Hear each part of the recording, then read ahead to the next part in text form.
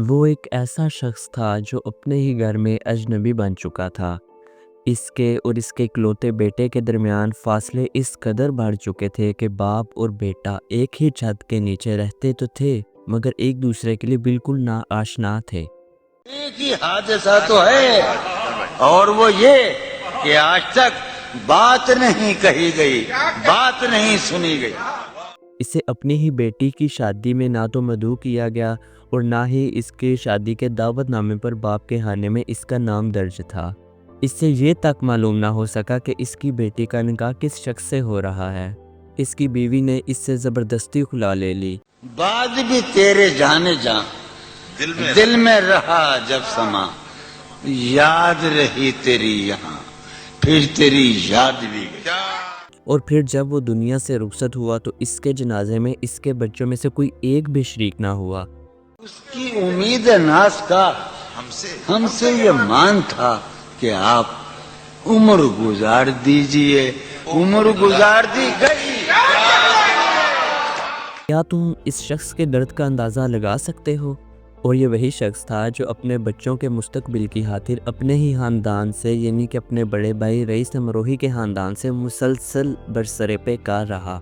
جون ایلیا اپنی anti social طبیعت اور مزاج کی تلخی کے باعث اپنے ہی بچوں کے لیے اجنبی ہو چکے تھے۔ ان کا اپنے بچوں سے کوئی مثالی، مانوس یا شفیق رشتہ قائم نہ ہو سکا۔ ان کا بڑا بیٹا زریون جون جوں بڑا ہوتا گیا جون ایلیا سے ذہنی اور جذباتی طور پر دور ہوتا چلا گیا۔ جون ایلیا اس رشتے کی تلخی اور کرواہٹ کو شدت سے محسوس کرتے تھے مگر اس احساس کا اعتراف کرنے سے قاصر تھے۔ زاہدہ حنا جو ان کی اہلیہ تھی اگر ان سے بات کرنا بھی چاہتیں تو جون ایلیا کنی کترا جاتے۔ جون صاحب سے میری شادی یا ان کی شادی مجھ سے یہ ہمارا اپنا انتخاب تھی۔ ہم یہ نہیں کہہ سکتے کہ بھئی کسی نے ہم پر یہ رشتہ تھوپا تھا۔ اور میں پھر اس نتیجے پہ پہنچی کہ ہم دونوں کا فیصلہ غلط تھا، صرف میرا نہیں ان کا بھی غلط فیصلہ تھا۔ ان کو ایک عام سی ایسی بیوی چاہیے تھی جو ان کا گھر رکھے اور ان کے گھر کا چولہا جلتا رہے۔ اور یوں ایک ایسا وقت آیا کہ جون ایلیا نے زاہدہ حنا کو ایک خط میں طلاق لکھ کر دے دی۔ وہ اپنے گھر کے متعلق خانے میں گئے، ایک کاغذ پر طلاق تحریر کی اور وہ خط زاہدہ حنا کو بھیج دیا۔ اس طلاق نامے کے الفاظ جون ایلیا نے روزنامہ دستک کو کچھ یوں بیان کیے: میں سید جون ایلیا ابن علامہ سید شفیق حسن ایلیا زاہدہ حنا بنت ابو الخیر کا شوہر ہوں، مگر میں یہ شدت سے محسوس کرتا ہوں کہ میری بیوی زاہدہ حنا نہایت بیزاری کے ساتھ زندگی بسر کر رہی ہیں۔ میں نے اس بیزاری کی وجہ پر غور کیا تو ایک سبب یہ سامنے آیا کہ ہمارا پرچہ جو کبھی لاکھوں کی تعداد میں فروخت ہوتا تھا اب زوال کی طرف گامزن ہے۔ اس جانب زاہدہ حنا نے زیادہ توجہ نہیں دی۔ ممکن ہے کہ ہماری معاشی پریشانیاں ان کی بے کیفی کا باعث ہوں مگر یہ بھی ہو سکتا ہے کہ وہ مجھ سے شادی کر کے پچھتا رہی ہوں۔ چنانچہ میں انتہائی دکھ اور کرب کے عالم میں ان کے ذہنی سکون کی خاطر انہیں طلاق دیتا ہوں تاکہ وہ سکون پا سکیں۔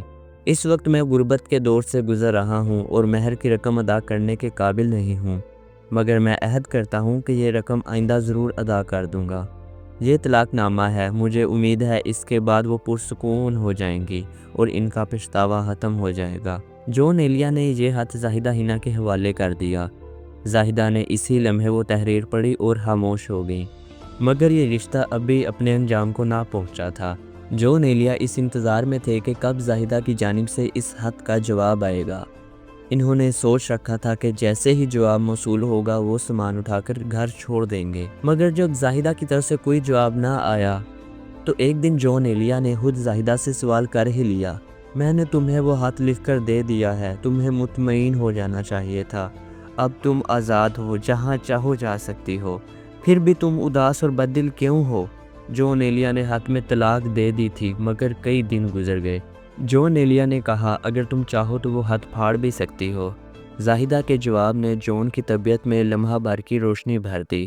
ہاں وہ تو میں پھاڑ کر ضائع کر دیا تھا مگر یہ خوشی عارضی ثابت ہوئی۔ کچھ عرصے بعد معروف ذاکر اور عالم دین علامہ طالب جوہری منظر عام پر آئے اور یوں یہ تعلق باضابطہ طور پر ختم ہو گیا۔ چند ہی دن گزرے ہوں گے کہ وہ عالمی ڈائجسٹ کے دفتر پہنچے، جہاں معروف عالم دین علامہ طالب جوہری پہلے سے موجود تھے۔ زاہدہ حنا اور علامہ طالب جوہری کے درمیان احترام کا رشتہ تھا، مگر طالب جوہری کے الفاظ جون کے لیے بجلی بن کر گرے۔ حضرت، یہ آپ نے زاہدہ کو کیا لکھ کر دے دیا ہے؟ جون ایلیا نے ہمت مجتمع کی اور کہا، میں نے ایسا کچھ نہیں لکھا، جو لکھا تھا وہ انہوں نے پھاڑ دیا تھا۔ مگر وہی موجود زاہدہ کے الفاظ جون کے لیے قیامت سے کم نہ تھے۔ طلاق نامہ میں نے پھاڑا نہیں تھا، وہ کہیں گم ہو گیا تھا۔ یہ سال تھا 1994 کا سال، جب زاہدہ حنا نے جون ایلیا سے باضابطہ طلاق کا مطالبہ کیا۔ یوں 23 برس پر محیط یہ ازدواجی رشتہ ٹوٹ گیا۔ اس رشتے کے ٹوٹنے کا دکھ زاہدہ اور جون دونوں کے حصوں میں آیا۔ اور میرا گھر، میری بیوی، میرے بچے سب مر گئے، میں تباہ ہو کر آیا ہوں۔ یہ ہنسنے کی بات ہے؟ اچھا، یہ ہنسنے کی بات ہے؟ شاید زاہدہ اس رشتے کو کچھ وقت اور دینا چاہتی تھی، یا شاید وہ خود بھی اس انجام کی طرف بڑھ رہی تھی۔ طلاق کے بعد جون ایلیا گہرے ڈپریشن کا شکار ہو گئے۔ اس کٹھن وقت میں انہیں سہارا ان کے بھائی رئیس امروہی کے خاندان نے دیا، مگر اس تمام عرصے میں نہ تو ان کے بیٹے اور نہ ان کی بیٹی نے کبھی ان کا حال پوچھا، نہ تعلق جوڑنے کی کوشش کی۔ جون ایلیا نے کھانا پینا چھوڑ دیا تھا، شراب نوشی اور سگریٹ نوشی میں بے پناہ اضافہ ہو گیا۔ انہیں سگریٹ اور شراب کی اس حد تک لت لگ چکی تھی کہ ایک بار ان کے ہاتھوں میں جلتی سگریٹ کی وجہ سے پورے کمرے میں آگ لگ گئی، اور جس کی وجہ سے جون ایلیا بہت مشکل سے بچ پائے۔ ان کی صحت اس حد تک بگڑ گئی کہ مصنوعی تنفس کے ذریعے سانس لینا پڑتا تھا۔ ان کی عمر 64 برس ہو چکی تھی۔ بعد ازاں کچھ افاقہ ہوا تو انہوں نے دوسری شادی کی کوشش شروع کر دی۔